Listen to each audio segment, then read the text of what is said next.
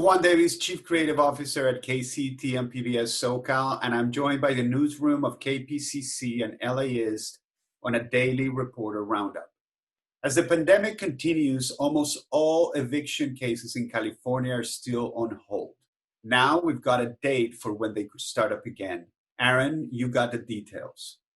Right, the state's courts aren't processing evictions, and they haven't been since April. But that could change as soon as September 1st if the state's Judicial Council, which oversees courts in California, votes to let evictions move forward.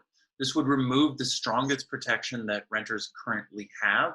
Court officials have been saying for a while now that it's not the judicial branch's job to figure this out, and legislators in Sacramento have been scrambling to pass a bill that would limit evictions. As all this plays out, a report came out last week saying that 5.4 million Californians are at risk of eviction. There is a fight going on at Cal State LA over who should run the ethnic studies program. Adolfo brings us up to date.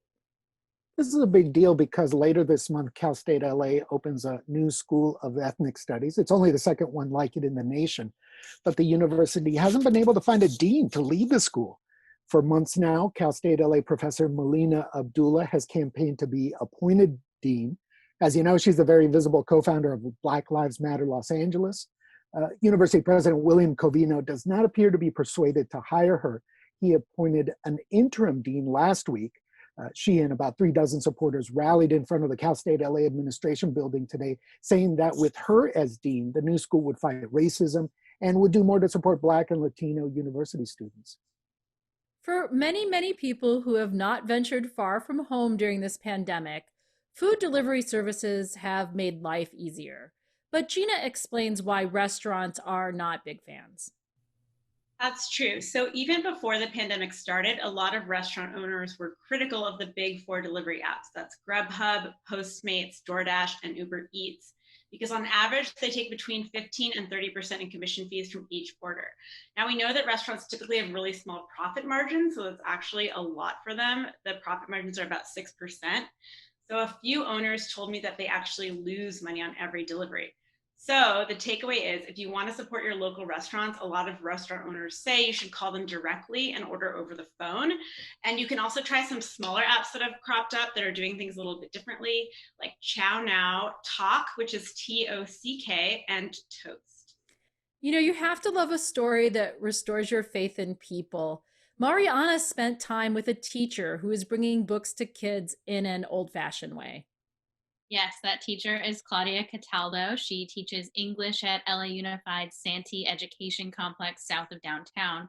And a lot of her students and their families rely on the school or the local library for books. And even though some libraries are doing curbside pickup now, that doesn't really work for families that don't have reliable transportation or the internet to place books on hold in the first place. So this summer, Cataldo started loading up books for her personal collection and bringing them to her students' homes.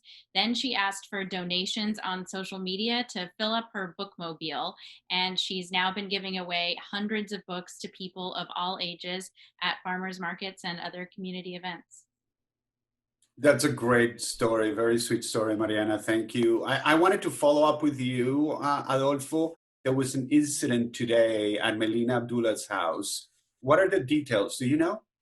Well, she was late to her 10 o'clock press conference because at about 9 o'clock, she says that LAPD officers swarmed her house with guns drawn. She said that they told her that there was a call that hostages were taken at that house. Call to this location that there's a male in there holding you guys hostage, and he wants $1 million or he's going to kill you within an hour. She described when she arrived at the press conference, exiting her house and doing so because she was afraid for her children's safety. So there are a lot of questions about what happened and why it happened today. I hope she's safe, and I hope you are all too watching. Thank you so much to all of you at KPCC and LA's newsroom, and thank you for tuning in. Stay healthy, take care of your family, your neighbor, and we will see you tomorrow.